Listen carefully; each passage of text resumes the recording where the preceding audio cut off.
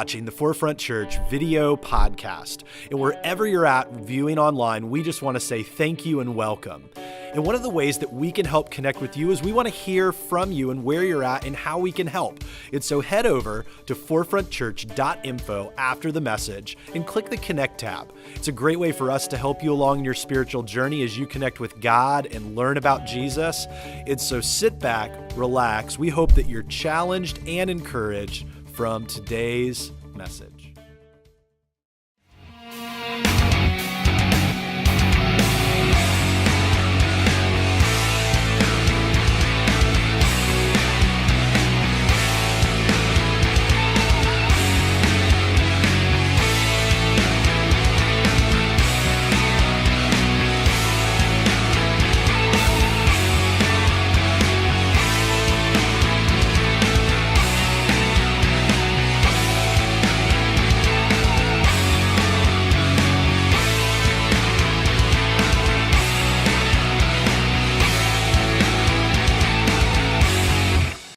8:30 service. What's going on? How are you doing? All right. I love it. I love it. We are in the final week of our series, I Love the 90s. And it is indeed bittersweet because I do love the 90s. I'm a product of the 90s. And I'm reminded of it every day. My coworkers never let me forget it. You guys usually don't let me forget it. I did spend the earliest years of my life in the 90s. And so my earliest memories in life and experiences are from that time, and I remember them fondly. So it's been cool to kind of see this series happen. But the series hasn't been so much about the 1990s as much as it is about the Psalms. We've been looking at this book of Psalms, kind of right in the middle of your Bible. If you don't have a Bible, it's right there in the middle. It's the biggest book in the Bible in the Old Testament. In there's this collection of poems and songs and prayers and writings and we've been looking at specifically Psalms 90 through 99, sort of packaged in this 90s nostalgia. And it's been a lot of fun, but it's also been incredibly challenging because there's a lot packed into this book of Psalms. And this book can come off as kind of odd compared to other books. If you've read the Bible at all, you know a lot of books read as stories, others are more historical accounts, but the Psalms kind of each stand on their own, and they cover a lot of ground. There's a broad range of subject matter. But what I love about the Psalms is just how honest they are. You know, we see here vulnerability and transparency in people that interacted closely with God. And some psalms are really nice, and some of them, make for great song lyrics to sing in church. You know, a lot of the songs we sing are based on the Psalms. And others are more in the vein of, cursing the heavens in despair. There's people angry with God. And so we get to see kind of this other, kind of darker side of life expressed in the Psalms. And what I love is it doesn't paint this picture of life lived with God in the way that so many of us are tired of seeing, or that we expect to see. You know, they're real, and they deal with real issues, and they cover topics that we don't always like to cover. And it kind of cuts right straight to the heart of the human condition. And it addresses, what is life really like and how do we face it? And they're written with this understanding that, yes, while life is beautiful and amazing, sometimes in our perspective and in our experience, life is really hard. And we don't know what to do. And that's where we all find ourselves at times. And so we're going to be in Psalm 94 today. Jason joked about it a couple weeks ago. Yes, I did originally choose this because it is my birth year. But more importantly, that's just a bonus, it addresses a conversation that is so fit for our time. And it gives hope to us who feel lost or defeated, or like life isn't going our way, or like God has forgotten about us. For some of us, we have no idea what we're doing with our lives. And for those of us who find ourselves in that boat today, this psalm will likely reflect what's going on in your life. And it'll probably reflect conversations that you've had with God or that you've had about God. And the hope that we land on within that conversation is so important. So if you're looking for hope and joy today, in the face of stress and anxiety and things going wrong in your life, this is a great place to find it. If you don't have a Bible today, you can get one at the Get Connected table, or you can go to forefrontchurch.info online, and there's a notes section. You can follow along with all the notes that we're going to be doing today and all the scriptures we're going to be reading. But before we get into it, why don't you pray with me real quick? God, we just thank you for today. We thank you for your son, Jesus. We thank you for the great hope that you give to us. Even when things are not going our way, when things get tough, when we don't know what to do, you are the rock on which we stand. You are the hope for us in our lives. And we just want to hold on to that today as we look at your word. It's in Christ's name we pray. Amen. All right, so if you don't know me at all, the past few years of my life have been really crazy, and I'll hit it really quick. So In 2016, when I was 21, I graduated from college, and I'd been working part-time in a job for all through college. I was in a part-time ministry, and then I graduated from college, and then about a month later, I started here at my first full-time job right here in Forefront, and we moved to Virginia Beach. There's me, very terrified to film my first announcement video, working with an intern at the time. And then about 3 months after that, my wife and I got married. And that was a brand new adventure of its own. The married people in the room know. And then 2 months after that, surprise! I'm not kidding, guys. It was crazy. We're having a baby. And so that was like, okay, I guess we're doing this too. And this was all in 1 year, by the way. And so that was crazy. And so then almost exactly a year ago, she turns a year this month, we met this beauty. This is my daughter, Ellie. And she is precious. She's just as precious as the day she was born. Here is her a couple weeks ago. And she's like this all the time. If she's not crying or like needs something, like she's just like this. I always joke, like besides like being married to my wife, being Ellie's dad is the most fun I've had in my entire life. I mean, it is so cool. And you can tell, she looks like a fun time. But we take her around and like she'll just be waving and smiling. Like everyone thinks she's so awesome. Like she's already the coolest person in the family. So life is good. Like a lot's happened in a short amount of time. And I remember at the beginning of this year, I told my wife, it's like, I think things are going to slow down for us this year. I was like, I think like we've had enough change. We've had enough like stuff going on in life. I think this is the year that like we're going to be able to relax a little bit. We're going to get used to our life a little bit. And then in January, I got suddenly diagnosed with cancer. And it was insane. It came out of nowhere. I'm an otherwise healthy person. And it just came like a curveball, like straight out of left field. It was scary. Didn't know what to do. But the good news was it was really treatable. And so, 2 days after I got diagnosed, I went into surgery and did business. And there I am looking like $1 million, ready to get stuff done. And so now, I'm cancer-free as of now, which is great. I have another, clap for that. It's amazing. So I have another year of surveillance to go, but for now I'm cancer-free. And in 2020, I can officially say I'm cured, which will be cool. So life is cool. I have this beautiful family. I'm still alive. I have this job. So much is going on, and I'm so thankful to be here. But if I'm honest, these have been some of the most amazing, change-filled years of my life. These have also been the hardest years of my life, by far. Hands down. Hardest years of my life. And the truth surrounding these circumstances is that no matter what my life is looking at like at any given time, no matter what I'm going through, and no matter how many times God has seen me through difficulties, even like the ones I've just gone through, I'm not great at trusting God. I'm not great at letting go of circumstances that are outside of my control. And my default setting in hard times is to panic. I instantly just kind of go to the worst case scenario. I feel defeated. I start to doubt who God is. I start to doubt myself and what's going on in my life. And as my wife likes to remind me, she's like, you get dramatic. And she's right. I get dramatic. I start to spiral. I start to weave these stories of, oh my goodness, my life is over. And that's what I do. And part of it, too, is because I am prone to anxiety. That's something I've wrestled with for a long time. And it's not so much the social anxiety. It's not like I can't be in a room filled with people. I do it every week. I like you guys, and so I'm all right with that. But it's more so that, and some of you might deal with this, this is more the anxiety that, I carry on this knot in my chest when things aren't going right. And I stay awake at night thinking about things that I can't control. And I think about how I could control them. Maybe if I did this differently, I start to dwell on things. And when I get in that mode, I start to lose sight of the bigger picture. And that's when I start to lose sight of who God is. And what we'll find today in Psalm 94 is that hope brings about joy. And joy leaves no room for anxiety. They can't exist in the same place. And I wonder if you've ever felt like me, even if you're not somebody who struggles with anxiety. I think it'd be interesting, if I were able to sit down with each one of you one-on-one and ask, give me the 1 minute recap of your life. Tell me what you're going through. I bet there'd be a lot of common ground in this room. I don't know what it is that you're going through. I don't know what keeps you up at night. And I don't know what's standing between you and the life that you want to be living. For many of us, it seems that life is coming at us from all sides. If we're not overwhelmed by the headlines in the news and what's going on in the world, we come home and we're dealing with our kids and our own little corner of the world, our jobs, and keeping gas in the car and food on the table. There's a lot coming at us in life. There's so much. And there's always going to be something. But the thing is, when life seems to be going all wrong, when the bad seems to outweigh the good, when there seems to be no end to the stress, when the to-do list is longer than we can keep up with, when the wrong people seem to be getting their way, when we feel like we've messed our lives up beyond repair. This is where Psalm 94 steps in to speak truth. I want to read the first half together. It says, "The Lord is a God who avenges. O God who avenges, shine forth. Rise up, judge of the earth. Pay back to the proud what they deserve. How long, Lord, how long will the wicked be jubilant? They pour out arrogant words, and all the evildoers are full of boasting.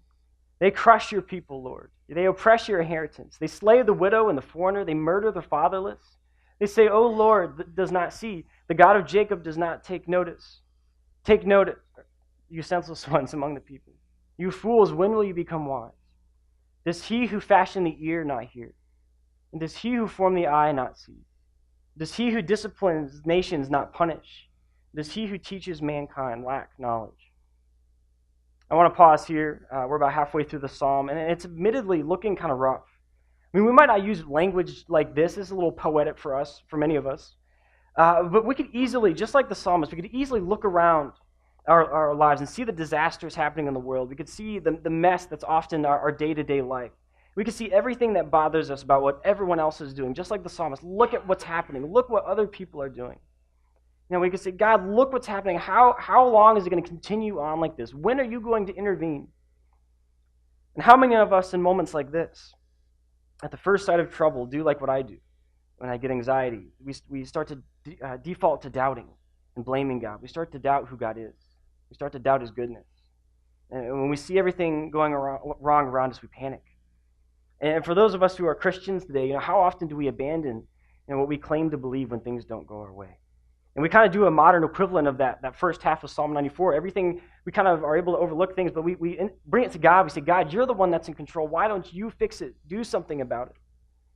But I want to fix our attention on those last two verses, because this really it reminds us of an important truth. And this really orients us in our position in regard to God. He says, does he who fashioned the ear not hear? And does he who formed the eye not see?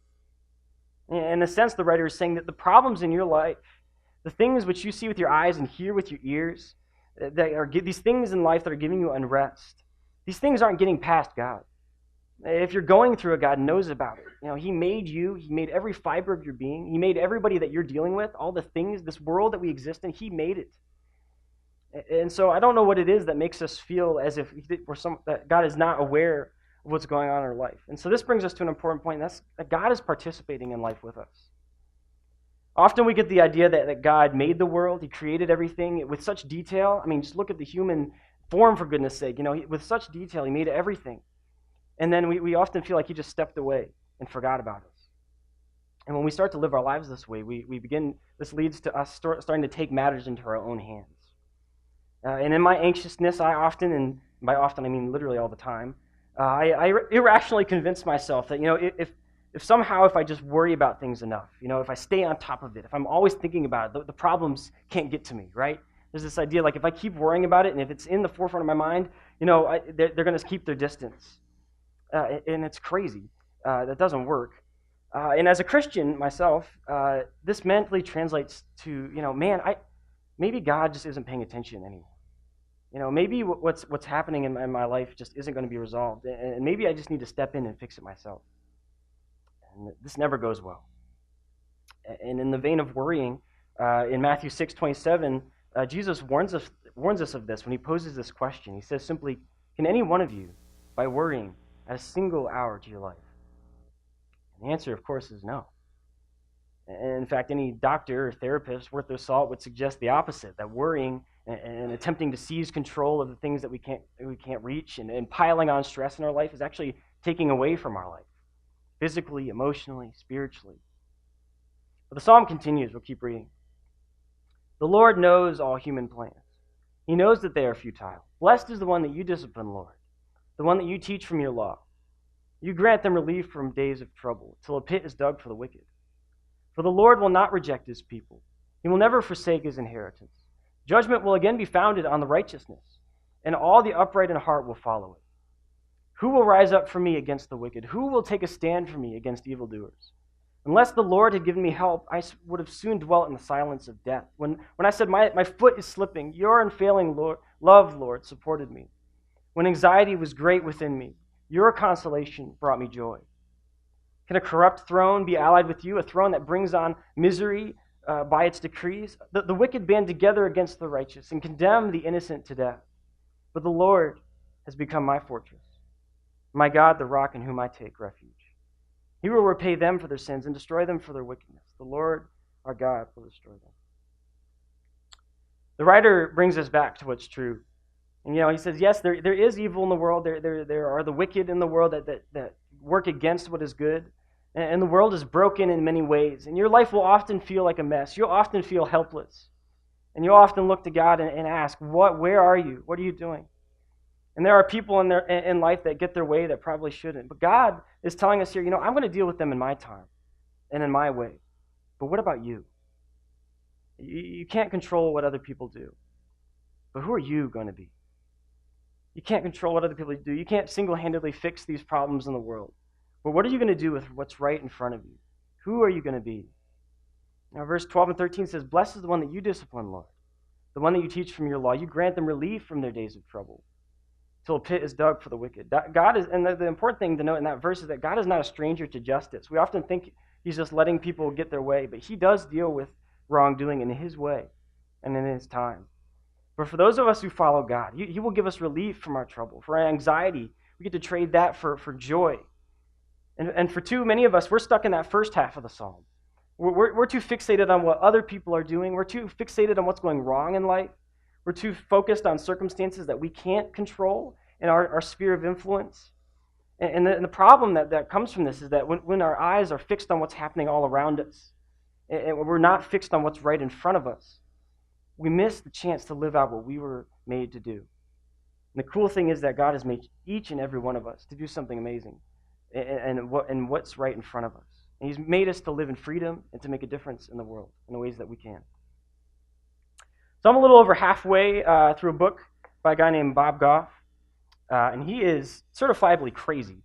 The book's called Love Does, and I'm about halfway, and he's becoming a hero of mine. Like, he's legitimately crazy. Every chapter is just like a one-off story from his life. Some are from when he's a kid, some are from his adulthood, and at the end of each chapter, he kind of ties it back to a truth about God's love. It's a great book. I definitely recommend it.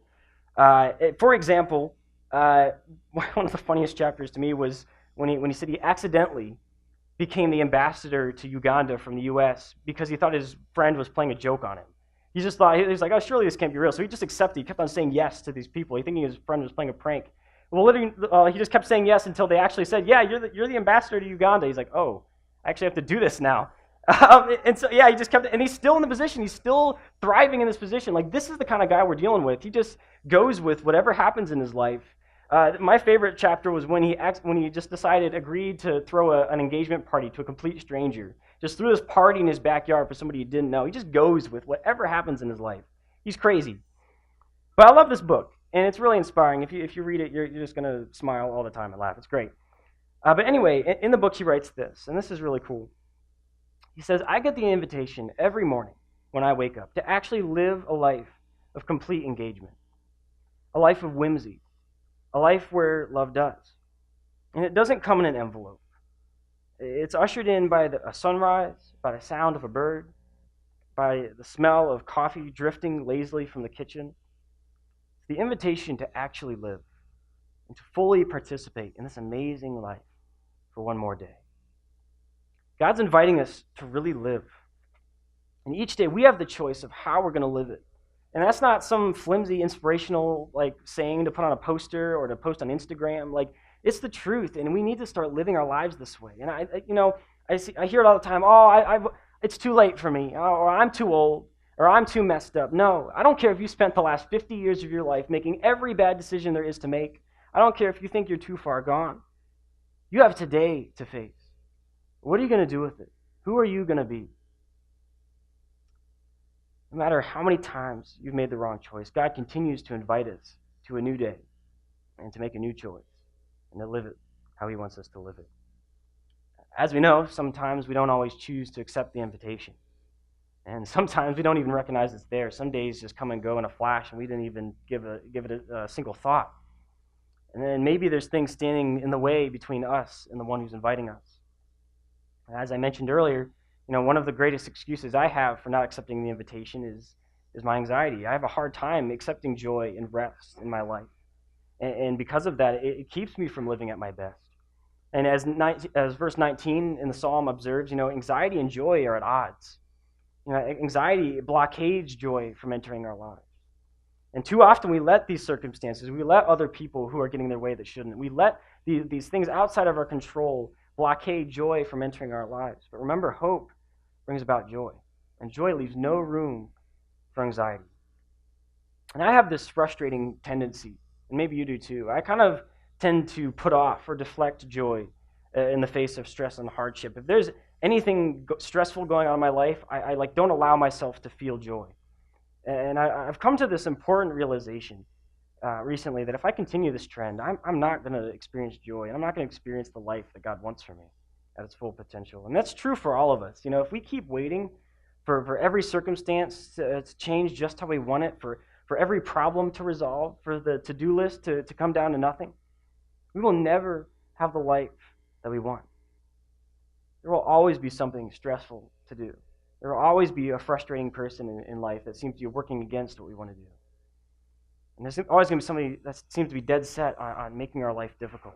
But life is too valuable and too short to let these things keep us from having joy and to live the life that God made us to live. And each day you have the choice to make of who you're going to be and what you're going to be about. And that's a choice that turned my life around in some really amazing ways. So a couple weeks ago, I got to go on vacation, which is great because I don't do that very often. But my wife and I and Ellie, we went 10 hours. We went to Massachusetts. We got to see Boston. That's my wife and my daughter in Boston Common. We were listening to a high school pep band play 90's music, so talk about the 90's. There you go. So that was kind of fun. We went to Cape Cod. We went to Providence, Rhode Island. We got to swing through Pennsylvania on the way home to see some of my family. It was just a great time. And if you follow me on Instagram, I'm really sorry. I blew up your story like I posted all the time because I just wanted to capture all the cool pictures. So I am sorry about that. But the cool thing was, on the way home, we stopped through Pennsylvania, and I got to spend some time with somebody who has a critical role in my life story.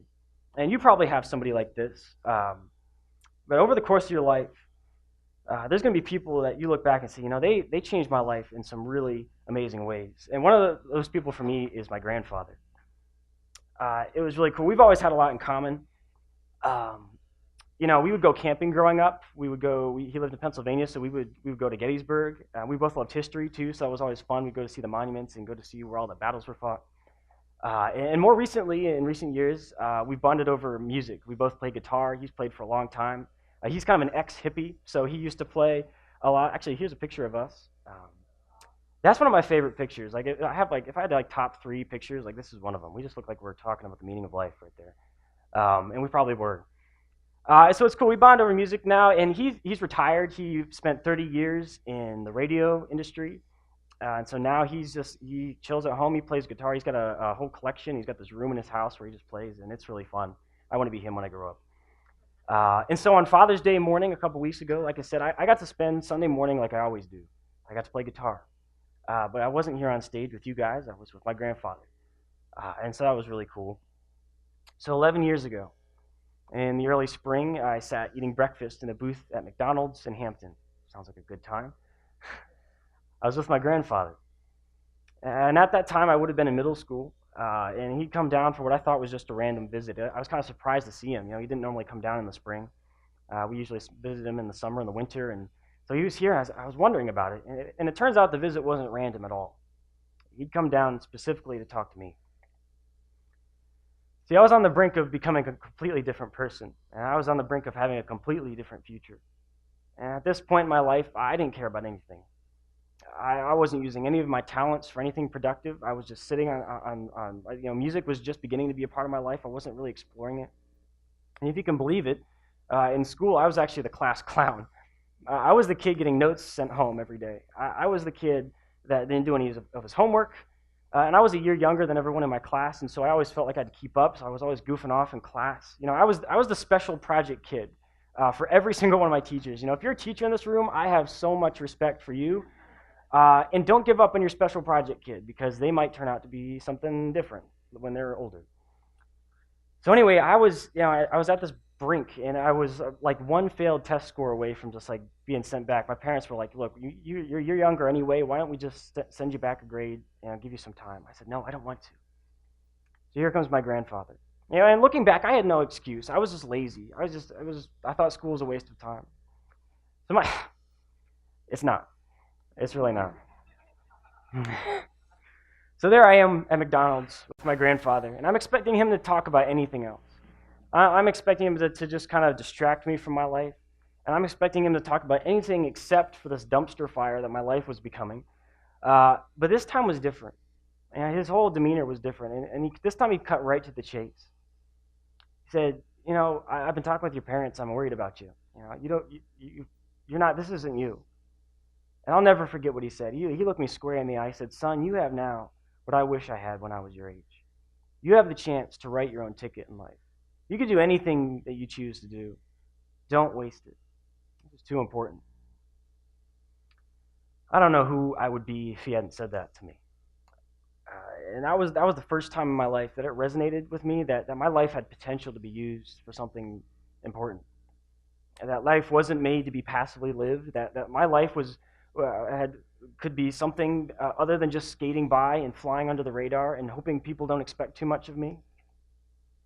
I love what my life has become since then. I mean, you've seen the recap. Life has taken a big turn since then. The cool thing is that nothing has been on my own merit. It's God, time and time again, reminding me of the simplest truth. Sometimes through cancer, sometimes through my grandfather, of this truth of Psalm 94, no matter how many times I let myself forget it. And in that moment, my grandfather was simply delivering to me God's invitation to live life the way he desired me to live it. And the really cool thing is that he recognized that he had a voice in my life, that when you're older, you have something incredibly valuable to give away to those who are younger. And then it made me recognize that even though I was young, I didn't have to wait to grow up. I didn't have to wait for time to pass by to begin living the life that I was made to live. God continues to do this in my life. He continues to remind me of his love and his care for me, through my family, through my friends, through each person who's come into my life and redirected me towards my purpose, through cancer, through the madness that has been the past 3 years of my life. The Lord has become my fortress, my God, the rock in whom I take refuge. For those of us today who are at a turning point, today could be the moment that changes things for you. You could choose to look back at everything you've done wrong. You could choose to be fixated on the bad choices that other people make. You could choose to dwell on the mistakes that you've made. You could choose to hang on to hurt and pain in your life. You could continue to believe the lie that you're too far gone, that you're too messed up. You could continue to allow anxiety to blockade joy and hope from entering your life. Continue to avoid the life that God made for you and avoid your potential and avoid the chance for better life because you're too afraid to find out what would happen if you chose to explore. God promises us in verses 12 and 13, "Blessed is the one you discipline, Lord, the one you teach from your law. You grant them relief from their days of trouble until a pit is dug for the wicked." In the face of everything that's going wrong in your life and in the world, even the stuff that's outside of your hands, he will teach you and guide you and grant you relief if you walk in the way he's made for you. The Lord has become my fortress, and my God, the rock in whom I take refuge. As I was writing all this and kind of remembering these moments in my life and reading Psalm 94 over and over again, I kept remembering the song that stuck with me over the years. It's by a band called the Rocket Summer. And the song's called "So in This Hour." And if you look it up, these exact lyrics I'm about to read are actually only in the live version of the song. So if you look it up, just remember that. And the songwriter, Bryce Avery, sums up this choice to live in such a cool way. And I can't think of a better place to land today, so I'll leave you with this. It says, "When I'm lost and it seems the end, like there's only certain death, you tell me to live. When dark clouds cover the sky like there's no hope, you are the light. You tell me to live. And when I'm all by myself and I'm scared about my health, you tell me to live.